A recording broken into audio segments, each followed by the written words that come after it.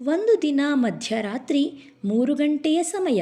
ಆ ನಡುರಾತ್ರಿಯಲ್ಲಿ ಆಕಾಶದಲ್ಲಿ ಮೋಡಗಳು ಕರಗಿ ಮಳೆ ಧೋ ಎಂದು ಸುರಿಯುತ್ತಿತ್ತು.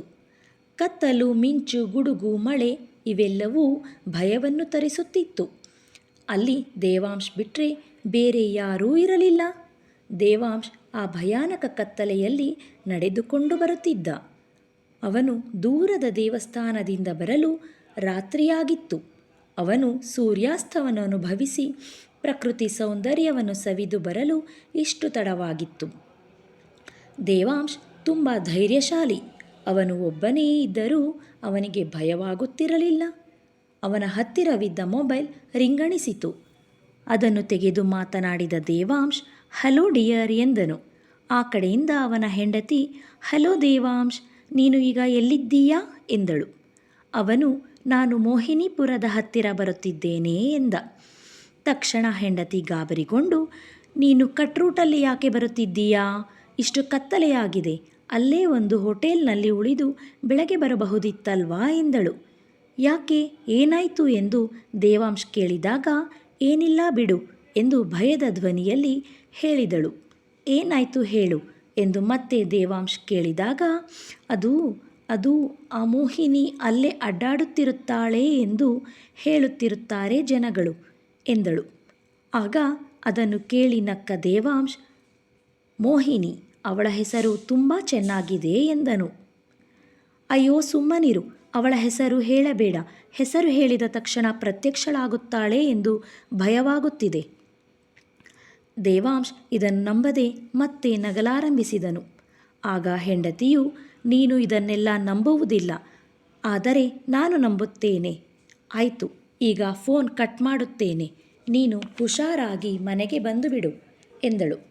ಮತ್ತೆ ಹೆಂಡತಿಯು ದೇವಾಂಶ್ನನ್ನು, ನಾಳೆ ಏನು ಎಂದು ನೆನಪಿದೆ ತಾನೇ ಎಂದು ಕೇಳಿದಾಗ ದೇವಾಂಶ್, ನಾಳೆ ಏನು ಸ್ಪೆಷಲ್ ಏನು ಎಂದು ಯೋಚಿಸುತ್ತಿದ್ದ. ದೇವಾಂಶ್ನನ್ನು ತರಾಟೆಗೆ ತೆಗೆದುಕೊಂಡಳು. ಈ ಗಂಡಸರಿಗೆ ಏನೂ ನೆನಪಿರುವುದಿಲ್ಲ ಎಂದು ಬೈಯುತ್ತಾ, ಆಯಿತು, ಹುಷಾರಾಗಿ ಮನೆಗೆ ಬಂದುಬಿಡು ಎಂದು ಹೇಳಿ ಫೋನ್ ಕಟ್ ಮಾಡಿದಳು. ಇಲ್ಲಿ ಇವನು ನಾಳೆ ಯಾವ ದಿನ ಎಂದು ಯೋಚಿಸುತ್ತಾ ಬರುತ್ತಿದ್ದಾಗ ಅವನ ಹೆಜ್ಜೆ ಗುರುತಿನ ಮೇಲೆ ಇನ್ನೊಂದು ಹೆಜ್ಜೆ ಬೀಳಲಾರಂಭಿಸಿತು. ಹಾಗೆ ಗೆಜ್ಜೆ ದನಿಯೂ ಸಹ ಕೇಳಿಬರುತ್ತಿತ್ತು. ಅದನ್ನು ಗಮನಿಸಿದ ದೇವಾಂಶ್ ಹಿಂದೆ ತಿರುಗಿ ನೋಡಿದರೆ ಅಲ್ಲಿ ಯಾರೂ ಇರಲಿಲ್ಲ. ಹಾಗೆ ಮುಂದೆ ತಿರುಗಿದ ನಂತರ ಯಾರೋ ನಿಂತ ಹಾಗೆ, ಅವರ ಕಡೆಯಿಂದ ಗೆಜ್ಜೆ ಶಬ್ದ ಬರುತ್ತಿದ್ದ ಹಾಗೆ ಭಾಸವಾಯಿತು. ತುಂಬ ಧೈರ್ಯಶಾಲಿಯಾಗಿದ್ದ ದೇವಾಂಶ್ ಒಂದು ಕ್ಷಣ ಭಯಕ್ಕೆ ಬೆವರಿ ತಡವರಿಸಿದ. ಮತ್ತೆ ತಡವರಿಸಿದ ಧ್ವನಿಯಲ್ಲಿ ಯಾರು ಎಂದು ಕೇಳಲು ಆ ಕಡೆಯಿಂದ ಯಾವ ಉತ್ತರವೂ ಬರಲಿಲ್ಲ. ಆಗ ಫೋನಿನ ಬೆಳಕಿನಿಂದ ನೋಡಲು ಒಂದು ಹೆಣ್ಣು ನಿಂತ ಹಾಗೆ ಕಾಣಿಸಿತು. ಅವಳು ಸುಂದರವಾದ ಯುವತಿಯಾಗಿದ್ದಳು. ಆ ಯುವತಿಯು ಮುಂದೆ ಮುಂದೆ ಬರುತ್ತಿದ್ದ ಹಾಗೆ ದೇವಾಂಶ್ ಅವಳ ಸೌಂದರ್ಯವನ್ನು ಕಣ್ತುಂಬಿಸಿಕೊಳ್ಳುತ್ತಿದ್ದ. ಅವಳು ಹೇಳಿದಳು, ನೀನು ತುಂಬ ಸುಂದರವಾಗಿದ್ದೀಯ, ನೀನು ನನಗೆ ಬೇಕು ಎಂದು. ಈ ಒಂದು ರಾತ್ರಿ ನೀನು ನನ್ನ ಹತ್ತಿರ ಸಮಯ ಕಳೆಯಬೇಕು ಎಂದು ಮಾದಕ ನಗೆ ಬೀರುತ್ತಾ ದೇವಾಂಶ್ನನ್ನು ಮುಟ್ಟಿದಳು. ಅವನಿಗೂ ಅದೇ ಬೇಕಿತ್ತು ಅನ್ನೋ ಥರ ಅವನೂ ಸಹ ಅವಳನ್ನು ಎಳೆದು ಬಾಚಿ ತಪ್ಪಿಕೊಂಡನು. ಹಾಗೆ ಇಬ್ಬರೂ ಕೆಳಗುರುಳಿದರು. ದೇವಾಂಶ್ ಒಂದು ಕ್ಷಣ ಮೈಮರೆತನು. ನಂತರ ಎಲ್ಲವೂ ಮುಗಿದ ಮೇಲೆ ಕಣ್ತೆರೆದು ನೋಡಿದರೆ ಅವನಿಗೆ ಶಾಕ್ ಕಾದಿತ್ತು. ಆ ಸುಂದರ ಯುವತಿಯ ಬದಲು ವಿಕಾರವಾಗಿದ್ದ ಒಂದು ದೇಹ ಕಾಣಿಸಿತು. ದೇವಾಂಶ್ ಭಯದಿಂದ ನಡುಗುತ್ತಾ, ಯಾರು ನೀನು? ನಿನ್ನ ಅವತಾರವೇನು ಎಂದು ಕೇಳಲು ಆ ವಿಕಾರ ರೂಪದಿಂದ ಮಾತು ಕೇಳಿಸಿತು. ನಾನೇ ಮೋಹಿನಿ, ನಿನ್ನ ಹೆಂಡತಿ ಹೇಳಿದ ಮೋಹಿನಿ ನಾನೇ ಎಂದು ವಿಚಿತ್ರವಾಗಿ ಜೋರಾಗಿ ನಗಲು ಆರಂಭಿಸಿದಳು. ಅದನ್ನು ನೋಡಿ ಭಯಭೀತನಾದ ದೇವಾಂಶ್, ನನ್ನನ್ನು ಯಾಕೆ ಹೀಗೆ ಕಾಡುತ್ತಿದ್ದೀಯಾ?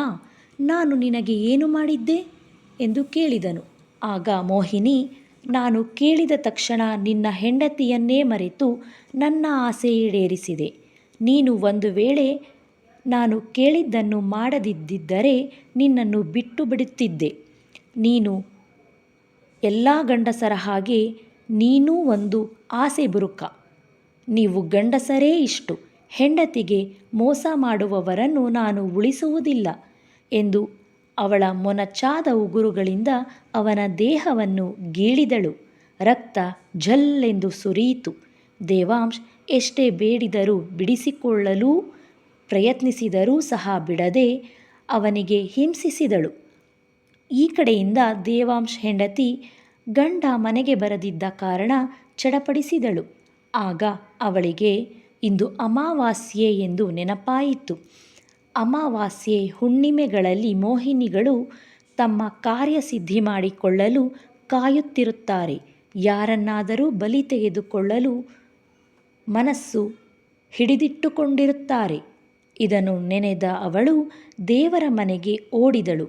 ದೇವರನ್ನು ಇನ್ನಿಲ್ಲದಂತೆ ಬೇಡಿದಳು. ಈ ಕಡೆ ಮೋಹಿನಿಪುರದಲ್ಲಿ ಮೋಹಿನಿಯು ದೇವಾಂಶ್ನ ರಕ್ತದ ರುಚಿಯನ್ನು ಕಂಡು ಮತ್ತೆ ಮತ್ತೆ ರಕ್ತವನ್ನು ಕುಡಿಯುತ್ತಿದ್ದಳು. ಮೋಹಿನಿಗೆ ಗಂಡಸರ ಬಲಿಯಾಗಬೇಕಿತ್ತು. ದೇವಾಂಶ್ನ ರಕ್ತ ಕುಡಿದ ಮೇಲೆ ವಿಕಾರವಾಗಿದ್ದ ಅವಳ ರೂಪ ಮತ್ತೆ ಚಿರಯುವತಿಯ ಹಾಗೆ ಸುಂದರವಾದ ಮುಖ, ನೀಳ ಕೂದಲು, ಚಿನ್ನದಂತಹ ಮೈಬಣ್ಣ ಹೀಗೆ ಬದಲಾಯಿತು. ದೇವಾಂಶ್ನ ಪ್ರಾಣ ಪಕ್ಷಿ ಹಾರಿಹೋಯಿತು. ಅವನ ಹೆಂಡತಿ ದೇವರಿಗೆ ದೀಪ ಹಚ್ಚಿದ್ದೂ ಸಹ ಆರಿಹೋಯಿತು. ಮತ್ತೆ ಮೋಹಿನಿಯು ಮುಂದಿನ ಹುಣ್ಣಿಮೆಗಾಗಿ, ಮುಂದಿನ ಬಲಿಗಾಗಿ ಈಗಲೂ ಕಾಯುತ್ತಿದ್ದಾಳೆ. ನೀವು ಯಾರೂ ಸಹ ಮೋಹಿನಿಪುರಕ್ಕೆ ಹೋಗಬೇಡಿ. ಮೋಹಿನಿಪುರವು ಗಂಡಸರಿಗೆ ನಿಷಿದ್ಧವಾಗಿದೆ. ಧನ್ಯವಾದಗಳು.